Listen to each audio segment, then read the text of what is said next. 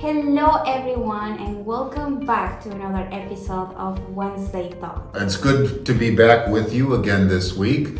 Carolina has spared no expense. She's got these poinsettias for us to get us into the festive holiday spirit, and I trust maybe our conversation today will be a blessing to you this time of year. It's busy, it's hectic, but it's a special time of year that we all have fond memories of, and we want to mark the occasion with what we hope is something that will be helpful and meaningful for you. Yes, that's right. And time flies. It's Advent already. I can't believe it. And since Advent is a time for us to welcome Jesus into the world and also into our lives, what a better way to get ready than doing good? That's right.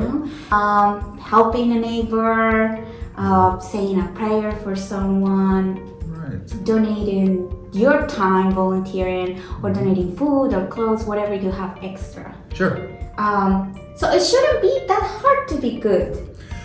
No, but what happens is we get stressed, we get distracted, we're pulled in different directions, and we start to lose a sense of ourselves and what our lives are all about. Throughout history, we know many men and women who have lived extraordinary, holy lives, and they're role models, and we call them saints, right? So let's start with the first question. That would be, what is a saint? Okay, well, what most people, when they hear saint, they'll probably think of one of the local Catholic churches or schools that is named Saint this, that, or the other.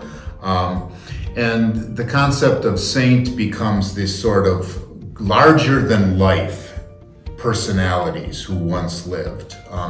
But originally in Christianity, all Christians were referred to as saints. So when say the Apostle Paul would write letters, he would write this to the saints who are in Corinth or whatever. Now that was important because it was a way for people to remember that they were set apart from the common population. They were a chosen special group of people who, as a special group of people, had an influence. They were an example to other people of how life can be lived and what it's like to live under the lordship of Jesus, under this reign of God, filled with the Holy Spirit. So all Christians were saints because they were different. They didn't do the same things that other people in their society did. They believed in different things. Early Christians did not swear their allegiance to the emperor of Rome. Their Lord was Jesus. So they were set apart. So all Christians were saints, and it distinguished them from the general population. So let's see if I can make a long story short. This might be the first time in my life I do. But as societies became Christian, so for example, most of the European countries were considered Christian nations. So basically everyone was a Christian by virtue of living in, whether it's Spain or Germany or wherever, you were a Christian. And so being a Christian didn't have anything distinguishable about it or anything extraordinary. So what a saint became during those times was those who were above and beyond, far extraordinary from the general population. So, and those are the kind of people that we now recognize as saints. Some of the early saints were people who had lost their lives because of their faith. They were martyred, fed to the lions, burned at the stake, or whatever the case was. And the Christians were determined, we are not going to let this person be forgotten. The world may have taken their lives, but we're not going to let their honor and their reputation and their goodness be lost because the Roman Empire took their lives. So they would elevate these people and be remembered on different days of the year. So yeah. Is it possible for us nowadays, regular people, to become saints? Well, in terms of living an exemplary, out of the ordinary lives, yes, we are all capable of doing that. To be designated as a saint nowadays usually requires the Catholic Church to grant somebody sainthood. So there's a really low likelihood that one day there will be an elementary school in Worcester called the St. Douglas Elementary School.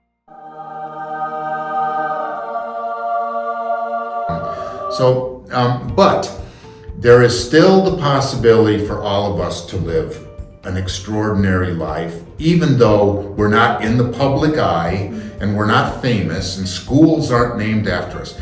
So, for example, this weekend I was kind of surfing the internet and I came across a little a little segment of a CNN Wolf Blitzer show where he featured a woman from Ohio, an 81-year-old woman from Ohio, who for years and years and years would, after church, go with what she called her lunch bunch. So about 8 to 10 people, and they would go to a particular restaurant and after church have lunch together, and they talk about the sermon and so forth, and it was really important to her. Well, COVID was such that that restaurant had to shut down its dining area, and they would only do takeout or drive-through. And she thought, well, and they couldn't get help because they can't fill their positions. It's COVID, they don't have workers. So she decided, well, you know what? I will go and I will work in the dining area and I will help them cook the food and serve people. And so at 81 years old, she decided that she could still do something helpful with her life. It was always important, that restaurant and the dining area was important to her and to her church folks. She wanted to do something for other people. And as I'm watching that, I'm thinking, this is the kind of news that we need to see more of. Instead of all this killing and all of this political conflict, to hear about regular people who do extraordinary things. An 81-year-old woman saying, "'Tis a pity that my restaurant can't serve people."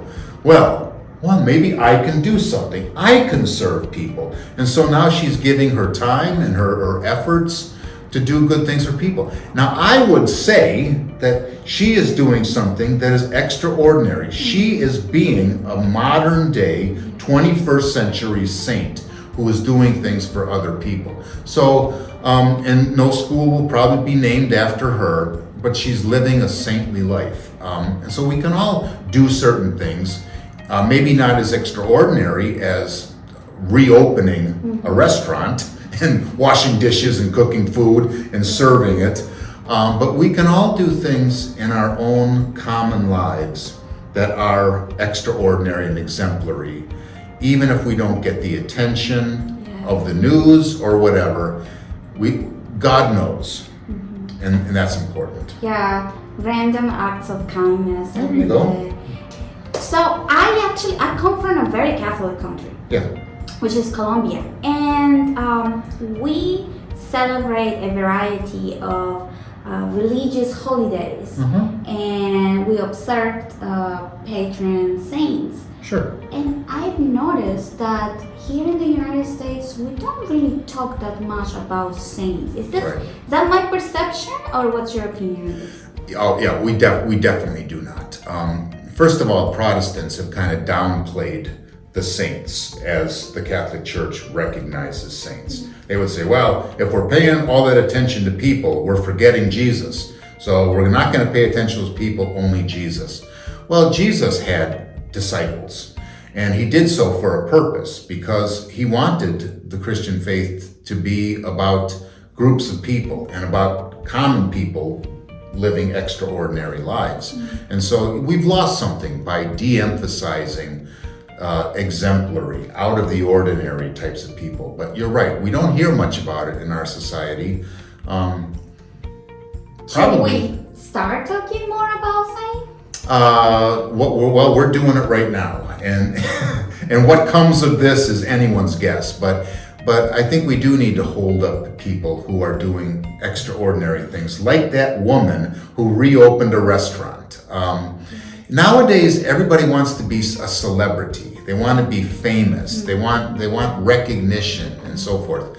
This woman didn't go looking for recognition. Somebody noticed what she was doing and said, wouldn't it be a pity if this woman's exemplary life goes unrecognized and can't be used as an example for other people? So somebody obviously called CNN and said, hey, there's this woman in Ohio who's doing something great. She wasn't looking for celebrity. She wasn't looking for fame. She was just doing a good thing. And if people could just do good things, and if you get recognized or not, it doesn't matter being a celebrity. I've been recognized. I've got some trophies, and I've got things from my sports days.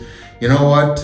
The day after I received those things, it's like, yeah, well, now what? You know, the acclaim, the fame, the reputation, the celebrity wears off real fast. But the impact that people can make in the world and on lives endures and keeps going, even if you're not recognized. So, and you know, the Bible does say that God is not so unjust that God does not recognize the good things we do, and God will reward in God's time the people who are faithful. So look for recognition from God rather than celebrity and fame. You asked me if I knew any saints from Colombia. Yes. And actually I was Googling, and there are more than 10,000 patron saints in the world. So, and yeah, this is crazy. And in Colombia, I know that probably many of the main towns and cities, they have a patron saint. Yeah. So I picked mine. Good. So his name is San Pedro Claver, or in English, Saint Peter Claver, but I will refer to him as his original name in Spanish. San Pedro Claver was a Spanish Jesuit priest. He was a missionary to South America in the early 1600s and became the patron saint of slaves in the then Republic of Colombia. He lived in Cartagena, which is a major port of the northern coast of Colombia. By this time, the slave trade was established in the Americas for about a century. San Pedro Claver was deeply disturbed by the treatment of African and indigenous slaves. Cartagena was a major slave trading point, and about 10,000 were brought into the port every year, crossing the Atlantic from West Africa. Claver would wait for ships full with slaves entering the port. Their conditions were terrible. The slaves were tortured, injured, sick, and terrified. Claver would join them with medicine, bread, and water. He used to carry pictures of food and medicine just to be able to communicate with them. During the seasons where slaves were not arriving to Cartagena, he used to travel to the country to visit plantation after plantation to offer spiritual aid and advocacy. He would never accept to stay in the main house. Instead, he would stay in the slave quarters. Saint Pedro Claver vowed to be, and I quote, the slave or the slaves forever. And he even allowed himself minimal amounts of food and sleep. Some Spanish royal officials were impressed by Pedro's work, making their own contributions toward the relief of slaves. But others found his work bothersome, and many Spanish expatriates in the New World refused to enter the same church as the slaves Pedro Claver was serving. He never saw the abolition of slavery during his lifetime and faced criticism from peers and died sick and alone in a cell. His body is preserved at the Church of San Pedro Claver in Cartagena, Colombia. So yes, I picked him because I thought that his story is very inspiring, Oh. and he's definitely a role model for peace, mercy, and human rights advocacy. Yeah. Yeah. Well, and he's also an example. He serves as an example to what we could all possibly do in smaller ways with our lives, selflessly and so forth. But one thing he is also an example of is that God vindicates God's people. By that I mean he put forth all this effort. Sometimes he was resisted, he was forgotten, he was badly neglected and so forth. And he dies, and people would think, well, with that, his example is lost forever. But God vindicates, and God does not let those things go to waste or for naught. And so God, in God's providence and in God's time, brought him into sainthood. And now what are we, 400 years later, talking about the example that he set 400 years ago? God, so that's why I say, don't look for celebrity, just look to be recognized and vindicated by God. So he says something about himself, but also something about the faithfulness of God. So Yeah. great story, I love it. Yes, it is a very nice story. So how about in Sweden? Any Sweden? In Sweden, well, that's what really got this whole conversation going. Was I was thinking about how very soon Santa Lucia Day will occur in Sweden, December 13th. We have recognized it in our family for quite some time, because we're all Swedes, and we maintain a lot of the Swedish customs, so we recognize Santa Lucia Day. But actually, Santa Lucia was an Italian girl. So, and her story was that when the Christians were under persecution, and they feared for their lives, they were hiding underground in Rome, so that they wouldn't be arrested and killed and so forth.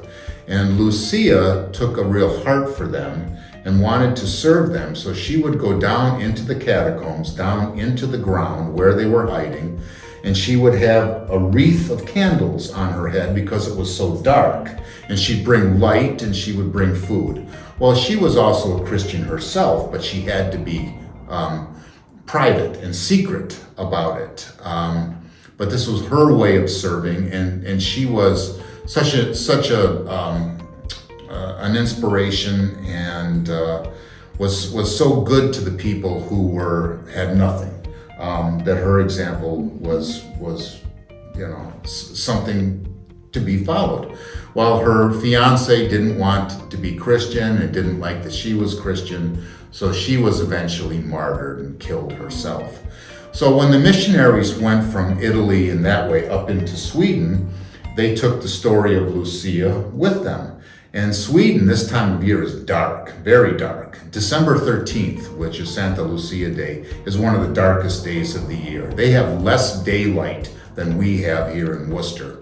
And the story of a woman with the light, bringing light into the darkness, bringing the gospel of Jesus to people, really captured the hearts of the Swedish people. And so to this day, in Sweden, a young Italian girl who was selfless and giving of herself, but gave her life ultimately for the gospel of Jesus, was an inspiration to them. So I don't think they recognize in Sweden these days a lot of the Christian overtones or undertones to that story, but during the darkness, the light of God will shine, and so her example is an inspiration to people.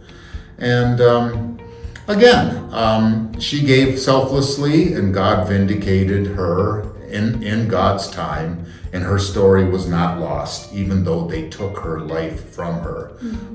God, in God's goodness and wondrous ways, keeps her story alive. So, and we keep it alive, and that's why recognizing saints is not something to look down upon or to say, "Why are we doing that? We're forgetting Jesus."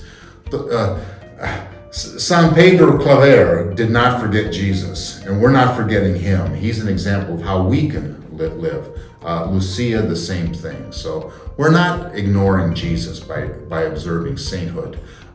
We're just being inspired to maybe what we can do with our lives. Yes, So that's true. I love your story. Good. So there was a very nice conversation, and we also want to hear from you. Do you recognize any saints? Is there a specific story that from a specific saint that you know and you want to share with us? Please do it on the comments below. And thank you, Rev, for another Thank you, nice Carolina, episode. and for the beautiful poinsettias and all the decorating and the preparation you do for this is a blessing to me, and I'm hoping to lots of people out there. So I guess we'll see you in a couple weeks. Yes. We do this every other Wednesday. So, yeah. And don't forget to subscribe and give us a like. Bye-bye.